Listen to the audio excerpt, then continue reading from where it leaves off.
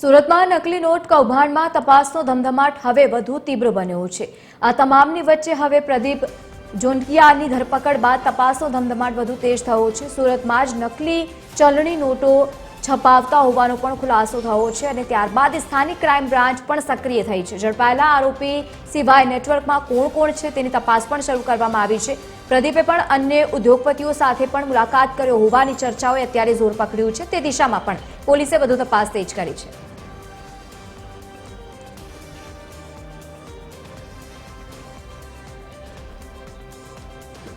વધુ માહિતી સાથે એસોસિએટ એડિટર દેવેન ચિત્તે સુરતથી લાઈવ જોડાયા છે। દેવેન, જે પ્રમાણે આ સમસ્ત કૌભાંડ સામે આવ્યું છે, અનેક નામોના ખુલાસાઓ પણ થઈ રહ્યા છે, કઈ દિશામાં હવે પોલીસ આગળની કાર્યવાહી કરી રહી છે, તપાસ ક્યાં સુધી પહોંચી છે?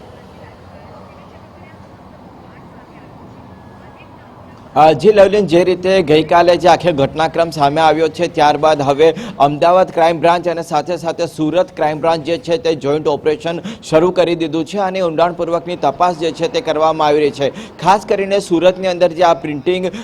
થતી હતી અને આ નોટ જે છે એ નોટને થોડી માત્રાની અંદર સુરતના જ માર્કેટની અંદર આપવામાં આવતી હોવાનો ખુલાસો જે છે તે સામે આવી રહ્યો છે। શરૂઆતના તબક્કામાં જ્યારે આ નોટ છાપવામાં આવતી હતી ત્યારે એટલી આબેહૂબ બનાવવામાં આવી હતી કે નરી આંખે જો આપણે તેને જોઈએ તો એ નોટ અસલી જ લાગે અને તે જે આપણે વ્યવહારમાં ઉપયોગમાં લેતા હોય છે તે પ્રમાણે તેનો ઉપયોગ પણ કોઈ કરી શકે અને જે વ્યક્તિ તેને લઈ રહ્યો છે તે પણ તેનાથી અજાણ હોય તે પ્રકારની ગુણવત્તાવાળી આ નોટો બનાવવામાં આવી હતી। મહત્વની વાત એ છે કે છેલ્લા કેટલાક સમયથી પ્રદીપજી અને તેના સાગરીતો દ્વારા સુરતના માર્કેટની અંદર જે છે તે આ નોટોને ધીરે ધીરે પ્રવાહિત કરવામાં આવી રહી હતી, પરંતુ જ્યારે તેમને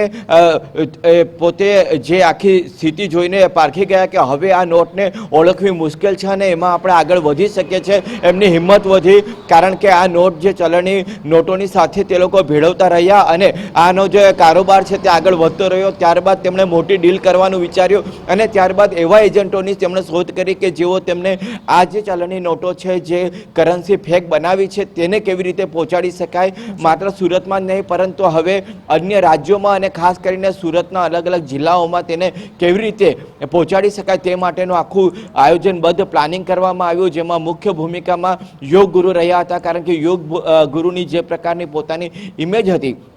એ ઇમેજના કારણે તેમના ઉપર કોઈને સ્વાભાવિક રીતે શંકા ના જાય તેના માટે લવલીન તેમની જ ગાડીનો ઉપયોગ કરવામાં આવ્યો અને જ્યારે ભારે માત્રામાં આ નોટની હેરાફેરી કરવાનો સમય આવ્યો અને પ્લાન મુજબનું કામ આગળ વધારવામાં આવ્યું ત્યારે તેમણે પોતાની જ ફોર્ચ્યુનર કારનો ઉપયોગ કર્યો। તેમને એ પ્રકારની દ્રઢ સંકલ્પ હતો કે જો એમની ગાડી પસાર થાય અને કોઈ તેમની તપાસ કરે તો કદાચ તેમને ઊભા રાખવામાં ન આવે, કારણ કે તેમના અન્ય વ્યક્તિઓ દ્વારા તેમની ઓળખ આપવામાં આવે કે યોગ ગુરુ અંદર બેઠા છે અને તેને કારણે તેઓ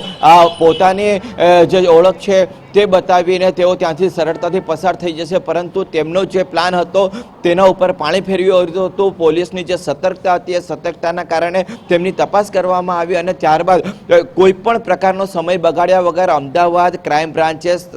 સુરત ક્રાઇમ બ્રાન્ચનો સંપર્ક કરી લીધો હતો અને સુરત ક્રાઇમ બ્રાન્ચની ટીમ તાત્કાલિક જે અન્ય સાગરીતો છે મુકેશ